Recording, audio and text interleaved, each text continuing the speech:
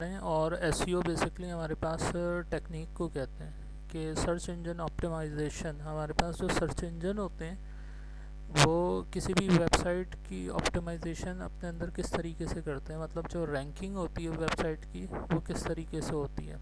अब जो हमारे पास सर्च इंजन ऑप्टिमाइजेशन होती है उसके अंदर हमारे पास बहुत सारे सर्च इंजन्स है। जैसे फेमस सबसे ज़्यादा गूगल है, याहू है, बिंग के नाम से माइक्रोसॉफ्ट का सर्च इंजन है, इसी तरीके से यांडेक्स के नाम से जो है वो सर्च इंजन है। और ये तमाम के तमाम जितने भी सर्च इंजन हैं ये कह रहे हैं कि आपकी जो नॉर्मल वेबसाइट होती हैं उनमें यूज़ होते हैं। इसी तरीके से हमारे पास जो डार्क वेबसाइट होती हैं उनके भी सर्च इंजन होते हैं। तो उनके अंदर जितने भी ऑप्टिमाइजेशन होती है वो बेसिकली आउट ऑफ कॉन्टेक्स्ट से मुराद ये है कि वो ट्रेसेबल नहीं होती। सही है। लेकिन वो भी क्या होती है, बेसिकली हमारे पास डक डक गो के नाम से जो है एक डार्क वेब की पॉइंट ऑफ व्यू से जो एक सर्च इंजन है जो कि जितनी भी डार्क वेब्स होती हैं वो उसी के ऊपर सर्च की जाती हैं। इसी तरीके से हमारे पास जितने भी वाइट लिस्टेड वेबसाइट्स होती हैं वो ज़्यादातर उसमें जो हमारा जो फेमस सर्च इंजन है वो है गूगल का, तो इसको यूज़ किया जाता है। अब जो भी कंपनी है उसका अपना ऑप्टिमाइजेशन का जो एल्गोरिथम होता है और कंपनी की जो पॉलिसी होती है उसके बिहाफ पर रूल्स एंड रेगुलेशन को फॉलो करते हुए जो है सर्च इंजन ऑप्टिमाइजिंग कर रहा होता है। तो अब हमने यहाँ पर मुख्तलिफ सर्च इंजन को देखना है। ये बेसिकली कोई सॉफ्टवेयर नहीं है, स्किल्स कहलाती हैं कि आपके अंदर वो आपको सर्च इंजन के पॉइंट ऑफ व्यू से वो स्किल्स पता हो कि वो काम किस तरीके से करता है। तो लिहाजा जो है वो आपको अपनी वेबसाइट को रैंक अप करने के लिए जो वो क्या स्टेप करने चाहिए जिससे जो वो आपकी वेबसाइट उन सर्च इंजन के ऊपर जो है वो रैंक अप हो सके। तो अब गूगल का सर्च इंजन है, गूगल की जो एल्गोरिथम पॉलिसी होगी वो डिफरेंट होगी एज़ कम्पेयर्स याहू। याहू जो की जो पॉलिसी होगी वो डिफरेंट होगी दूसरे सर्च इंजन से।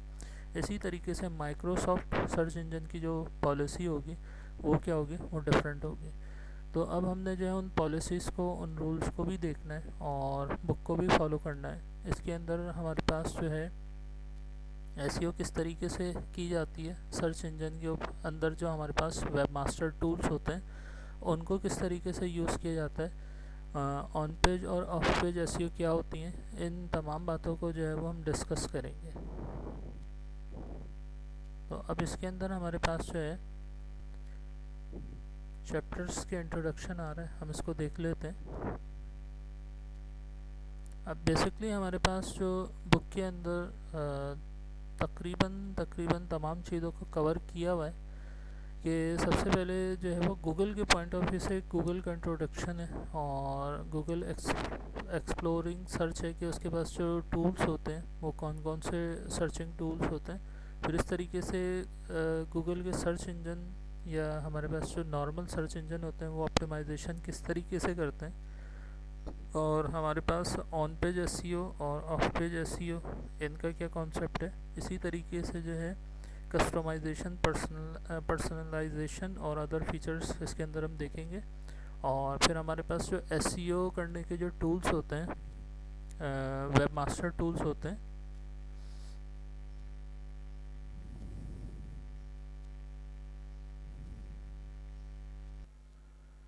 अच्छा, अब यहाँ पर हमारे पास जो है सर्च एसईओ टूल्स जो होते हैं वो बेसिकली आते हैं कि हमारे पास जो वेब मास्टर टूल्स होते हैं इसके अलावा जो हमारे पास ऑप्टिमाइजेशन के लिए थर्ड पार्टी टूल्स होते हैं उनको किस तरीके से यूज़ किया जाता है एसईओ के लिए। तो इसको हम देखेंगे कि वो कौन कौन से टूल्स होते हैं। और फिर हमारे पास एसईएम होती है, सर्च इंजन मार्केटिंग।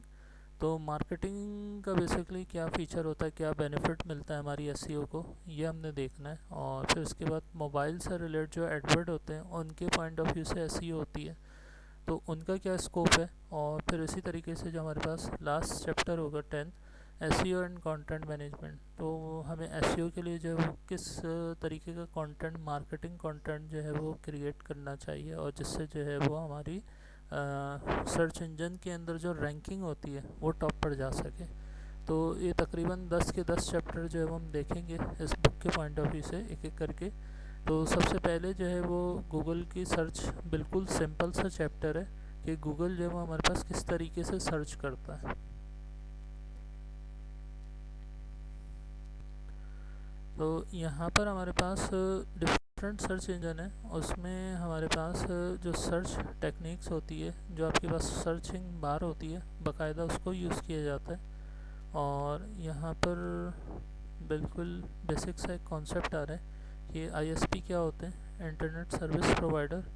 आईपी जो होता है वो हमारे पास किसी भी कंप्यूटर से रिलेट उस कंप्यूटर का कह लें या इंटरनेट एड्रेस कह लें, उस सिस्टम का क्या होता है, इंटरनेट एड्रेस होता है। तो आईपी एड्रेस कहा जाता है, इंटरनेट प्रोटोकॉल एड्रेस। तो यहाँ भी बिल्कुल बेसिक सी टर्म्स हैं। डोमेन नेम सर्विस ये एमसीक्यूज़ में आती हैं, ठीक है। अच्छा, डोमेन नेम सर्विस आपकी जो डोमेन होस्टिंग और आप परचेज़ करते हैं, तो डोमेन नेम आपका जो होता है http:// जो भी आप डोमेन रजिस्टर करवाते हैं, और फिर उसके आगे जो कंट्री एक्सटेंशन होता है वो सारा कहलाता है डीएनएस। इसी तरीके से होस्टिंग जो होती है वो स्टोरेज होती है, जो भी आपके प्रोजेक्ट की रिक्वायरमेंट होती है उसके पॉइंट ऑफ व्यू से आप उस स्टोरेज को परचेज़ करते हैं। इसी तरीके से हमारे पास क्या होता है, यूआरएल यूनिवर्सल रिसोर्स लोकेटर। तो यूआरएल से क्या चीज़ होती है आपकी कि वेबसाइट आप जो भी नेम लिखते हैं तो वो वेबसाइट क्या हो जाती है, ओपन हो जाती है। इसी तरीके से आपके पास क्या होता है, प्रॉक्सी सर्वर। प्रॉक्सी सर्वर आपको फैसिलिटी प्रोवाइड करता है कि आप किसी भी ब्लॉक वेबसाइट को जो है प्रॉक्सी सर्वर के ज़रिए जो है वो आप क्या कर सकते हैं, एक्सेस कर सकते हैं। एक तो ये इसका फ़ीचर होता है।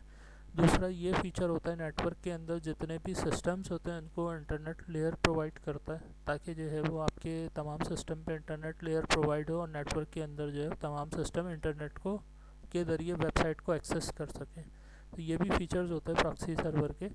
इसी तरीके से हमारे पास जो है वो HTTP hyper text transfer protocol को कहते हैं, जो बिल्कुल स्टैटिक होता है और इस पर जो वेबसाइट ओपन होती है वो स्टैटिकली होती है। इसी तरीके से हमारे पास HTTPS होता है, सिक्योर सॉकेट लेयर बेस, और इसको जो है secure socket layer base license purchase करना पड़ता है डोमेन होस्टिंग प्रोवाइडर से।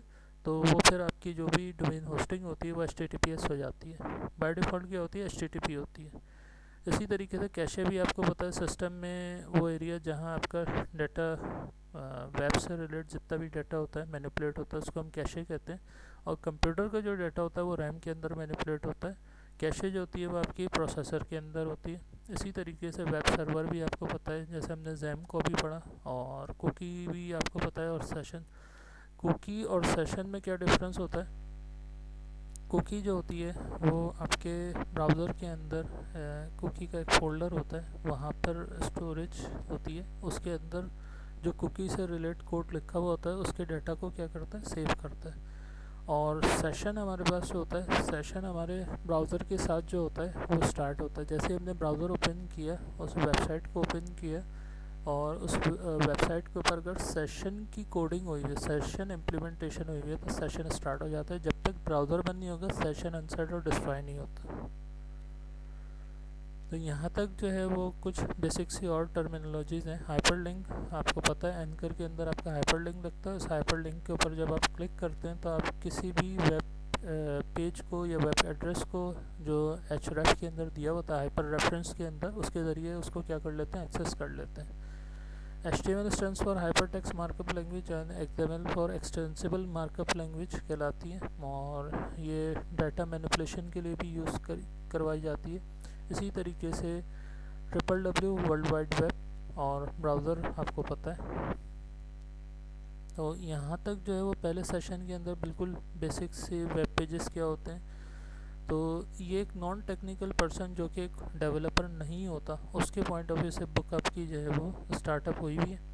तो माशाल्लाह आपको तो ये सारी चीज़ें पता ही हैं। तो यहाँ पर जो मैं इस पार्ट को टर्मिनोलॉजीज़ क्योंकि एग्ज़ाम में आती हैं इस वजह से बतानी ज़रूरी थी, या आईटी में आ जाती हैं, और बाकी पार्ट को मैं स्किप कर देता हूँ। बहुत ही आसान है, वेबसाइट और वेब पेजेस में क्या डिफरेंस होता है, ठीक है। तो यहाँ पर बताया हुआ, तो इसको पढ़ लीजिएगा, बहुत ही आसान है। इसी तरीके से हमारे पास वेबसाइट की जो अहम तरीन चीज़ होती है वो होती है स्पीड, कि वेबसाइट जो है वो आपकी कितनी स्पीड के अंदर क्विकली ओपन हो रही है, ठीक है। तो अब ये डिपेंड करता है कि आपने जो टेक्नोलॉजीज़ यूज़ करी हैं। अब बिलफर्स पहले फ्लैश में वेबसाइट बनती थी, ग्राफिक्स ज़्यादा होने की वजह से, हैवी होने की वजह से वेबसाइट लोड होने में जो है वो टाइम लेती थी।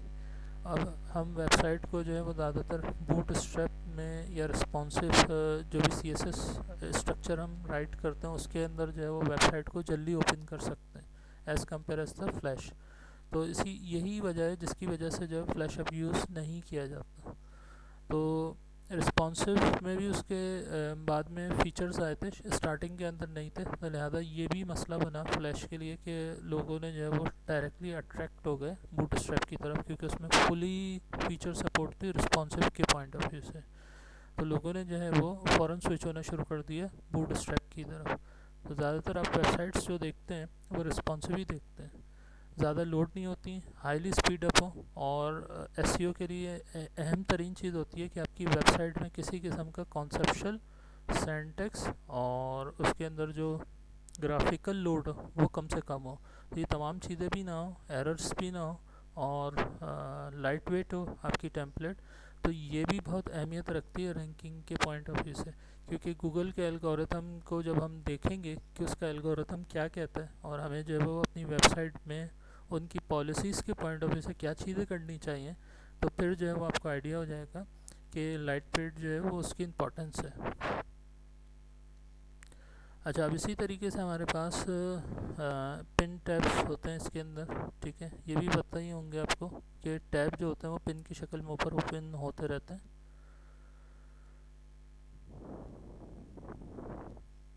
तो यहाँ तक जो है वो बिल्कुल बेसिक सा इंट्रोडक्शन है हमारे पास चैप्टर के पॉइंट ऑफ व्यू से। तो इसमें स्टेटस बार जो होती है उसमें आपका स्टेटस शो होता है, ठीक है। तो इस चैप्टर को हम जल्द से जल्द अब स्किप कर देते हैं। जो अहम तरीन चीज़ थी वो हमने एब्रीवेशन डिस्कस कर ली है। अच्छा, अब इसके अंदर हमारे पास एंड के अंदर जो है वो कुछ डेफिनेशंस आती हैं, ठीक है। तो ये इंपॉर्टेंट तरीन होती हैं।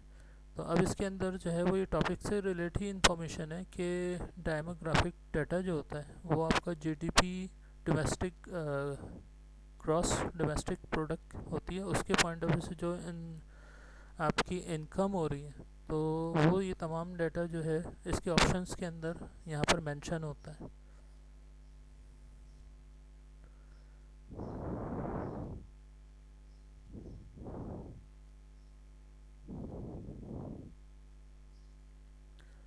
अच्छा, अब यहाँ पर हमारे पास जो है वो गूगल की वेबसाइट से रिलेट जो हम गूगल सर्चिंग करते हैं, तो यहाँ पर जो है वो हमारे पास कुछ ऑप्शंस आते हैं, और कुछ ऑप्शंस जो हैं वो अब यहाँ पर डिसेबल हो चुके हैं। तो बुक के पॉइंट ऑफ व्यू से और लेटेस्ट जो गूगल का जो पॉलिसीज़ हैं, या उसका कह लें कि टेम्पलेट का क्राइटेरिया है, जो भी अपडेशन होती है उसके पॉइंट ऑफ व्यू से कुछ चीज़ें आपको मिलेंगी और कुछ चीज़ें जो है वो अपडेट होने की वजह से इसमें से हटा दी गई होंगी। तो अब इसके अंदर जो है वो सर्चिंग हम किस तरीके से करते हैं कि वॉइस सर्च भी होती है और सिंपल टेक्स्ट सर्च भी होती है।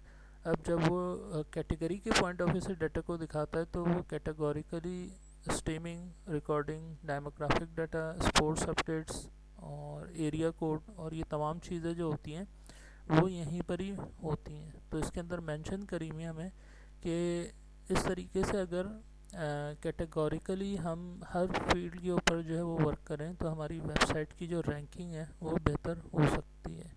तो सबसे अहम तरीन चीज़ जो होती है उसके अंदर कीवर्ड्स होते हैं, और कीवर्ड्स हमें जो है वो कंसोल से पता चलते हैं। आगे जाके मैं बताऊंगा कि किस तरीके से जो है वो हमें कीवर्ड्स पता चलते हैं और उनकी रैंकिंग पता चलती है, जिससे जो है वो हम अपने जो भी मेटा डाटा है, मेटा डाटा के अंदर अगर उसके अंदर उस इंफॉर्मेशन को रखें तो उससे जो है वो जब कोई सर्च करेगा हमारी वेबसाइट को तो वो गूगल की रैंकिंग में टॉप होने की वजह से रिजल्ट्स उसके क्या होंगे, जल्दी शो होंगे, और उसकी रैंकिंग एक सूटेबल रैंकिंग होगी। और फिर उस पर जेन्युइन क्लिक्स जब होने शुरू हो जाएंगे लोगों की रिक्वायरमेंट के पॉइंट ऑफ व्यू से, तो फिर ऑटोमेटिकली उसके इंडेक्स में, सर्च इंजन के इंडेक्स में उसकी रैंकिंग जो है वो बढ़नी शुरू हो जाएगी। तो ये तमाम चीज़ें जो हैं वो इम्पोर्टेंस रखती हैं कि गूगल आपको किस तरीके से जो वो सर्चिंग के ऑप्शंस देता है, ठीक है। तो अब इसके अंदर जो है हमारे पास सर्चिंग स्ट्रेटजीज़ हैं, टेक्निक्स हैं। बेसिक सर्चिंग टेक्निक्स के अंदर कीवर्ड इंपॉर्टेंट होता है, जैसे अभी मैंने आपको बताया वर्ड या फ्रेजेस होते हैं जो कि हम लिखते हैं। तो अब ये हमें बेसिकली इसकी जो एक एपीआई होती है कंसोल की, उसके ज़रिए जब हमें पता चलते हैं कि कीवर्ड्स की जो हमारे बिज़नेस से रिलेटेड कीवर्ड्स हैं उनकी रैंकिंग क्या है। तो हम वहाँ से जो है फाइंड आउट करेंगे कि हमारी जो रैंकिंग है उसमें कौन से हम कीवर्ड ऐसे लिखें जिससे जो है वो उसकी रैंकिंग जो है बेहतर से बेहतर की जा सके। तो अब दुनिया जहान में तमाम लोग इन्हीं टूल्स को यूज़ कर रहे होते हैं, तो हमें क्या चीज़ और अलहदा जो है वो अच्छी करनी चाहिए जिससे जो है वो हमारे जेन्युइन क्लिक्स और बढ़े। तो वो फिर ऑफ पेज एसईओ में वो टेक्निक्स आती हैं। इन पेज के अंदर जो है इंटरनली जो हम बेस्ट पॉसिबिलिटीज़ होती हैं वो कर देते हैं, फिर उसके बाद हमें जो है वो ज़्यादा से ज़्यादा क्लिकिंग, जेन्युइन क्लिकिंग कैसे करवाई जाए इस चीज़ को फोकस करना होता है। तो फिर वो ऑफ पेज के ज़रिए जो है वो की जाती है। तो अब यहाँ तक जो है वो हमारी दूसरे टूल्स आ रहे हैं, quick search techniques, currency conversion search. इसमें जो है वो हम करेंसी को सर्च करते हैं, ठीक है, कि हम लिखते हैं कि यूएस डॉलर टू यूरो या Pakistani rupees to US dollar या US dollar to Pakistani rupees. तो यहाँ पर जो है वो हमें कन्वर्जन करके देता है। तो इसमें जो है वो ज़्यादातर वो वेबसाइट्स आती हैं जो कि कन्वर्जन बेस होती हैं, कि जिनके ऊपर जो है फॉरेक्स रेट्स चल रहे होते हैं। तो वो बेसिकली इस कैटेगरी के अंदर भी आती हैं और बाय डिफ़ॉल्ट ये अपना कन्वर्टर भी देता है। अच्छा, इसी तरीके से हमारे पास जो नेक्स्ट सर्च क्राइटेरिया होता है वो होता है क्लाइमेट सर्च। क्लाइमेट सर्च के अंदर गूगल आपको जो है आपकी कंट्री के पॉइंट ऑफ व्यू से भी डाटा देता है, और उसके अलावा नीचे वो वेबसाइट सारी आ रही होती हैं जो कि आपको वेदर फॉरकास्ट करती हैं। तो वो वेबसाइट भी क्या होती हैं, उसी के नीचे जो है वो उनकी रैंकिंग हुई हुई होती है। अब वो किस तरीके से अपने फॉरकास्ट को बेहतर से बेहतर बना रहे हैं और उनकी जो रैंकिंग है वो कीवर्ड्स है। हर चीज़ में इम्पोर्टेंट तरीन, हर क्राइटेरिया के अंदर इम्पोर्टेंट तरीन जो है वो कीवर्ड्स हैं। तो इसी तरीके से ये आपको एक और टेक्निक देता है, लोकल टाइम सर्च। आपको जो लोकल टाइम हो रहा होता है वो बता देता है। तो इसके नीचे ही फ़ौरन वो वेबसाइट्स होती हैं जो कि आपके लोकल टाइम को बता रही होती हैं। तो उसमें भी जो होते हैं वो कीवर्ड्स इंपॉर्टेंट तरीन लगे हुए होते हैं, टाइम के पॉइंट ऑफ व्यू से, कंट्री के पॉइंट ऑफ व्यू से, सिटी के पॉइंट ऑफ व्यू से। तो उससे जो है उनकी रैंकिंग क्या हो रही होती है, बेहतर से बेहतर। इसी तरीके से जो है अब यहाँ पर हमारे पास कैलकुलेटर पॉइंट ऑफ व्यू से जो है ऑप्शन आता है। तो अब इसके अंदर जब हम कैलकुलेशन करते हैं, नेक्स्ट फिर हमारे पास जो साइंटिफिक कैलकुलेटर उन वेबसाइट्स हैं जिन्होंने जो फ्री ऑनलाइन दिए हुए होते हैं, उनकी रैंकिंग भी आ रही होती है इसी तरीके से। तो अब वो भी क्या यूज़ करते हैं, कीवर्ड्स। तो हर जगह जो हमारा क्राइटेरिया है उसमें कीवर्ड का जो रोल है वो इंतहाई इम्पॉर्टेंट है। तो इसी तरीके से कोई किसी चीज़ को हम सर्च करें, उसके पिक्चर्स के पॉइंट ऑफ व्यू से जो है वो हमें रिजल्ट्स दिखाता है। तो यहाँ पर वो एल्गोरिथम के मुताबिक जो है वो क्या काम करता है, उसको टॉप रैंकिंग पर लेकर आता है। तो अब यहाँ पर जो प्रोडक्ट्स दिखाई जा रही हैं उनकी जो इन्फॉर्मेशन है वो बताई जा रही है बेसिकली। तो गूगल जो है अगर हम किलो बाइट लिखें और उसको भी सर्च करवाएं तो किलो बाइट के हिसाब से जो भी एसईओ हुई भी होगी वो प्रोडक्ट्स क्या हो जाएंगे, टॉप पर आनी शुरू हो जाएंगी, क्योंकि किलो बाइट जो है वो किसी वेट को डिफ़ाइन कर रहा है। तो अब उसके पॉइंट ऑफ व्यू से जितनी वो इमेजेस जिन पे इसका कीवर्ड लगा हुआ होगा किलोबाइट का, और किलोबाइट के पॉइंट ऑफ व्यू से जो इसका वेट लिखा हुआ होगा और उस पर जो जेन्युइन क्लिक्स होंगे उसके तहत उसकी गूगल के सर्च इंजन की इंडेक्सिंग में जो उसका डाटा टॉप रैंकिंग पर होगा, तो उसके हिसाब से जो है वो उस इमेजेस को सिक्वेंशनली दिखाएगा। नहीं तो बिलियंस ऑफ पिक्चर्स होंगी जिस पे जो है वो किलोबाइट्स लिखा हुआ होता है। तो बेसिकली ये इंडेक्सिंग के पॉइंट ऑफ व्यू से क्या कर रहा होता है, रैंकिंग के पॉइंट ऑफ व्यू से उसको कैटेगरी अप एंड डाउन कर रहा होता है। तो अब यहाँ पर किलोबाइट लिखें और फिर उससे रिलेट आ जाएंगे। इसी तरीके से यहाँ तक हमारा जो चैप्टर 1 है वो कंप्लीट हो गया और टाइम भी हमारा कंप्लीट हो गया। तो इंशाल्लाह फिर हम अगली क्लास में यहीं से कंटिन्यू करेंगे चैप्टर 2 से। तो यहाँ तक मैं ऑफ कर रहा हूँ। बेसिक्स इंट्रोडक्शन था, असल में जो अहम तरीन चीज़ है वो इसकी टेक्निक्स हैं।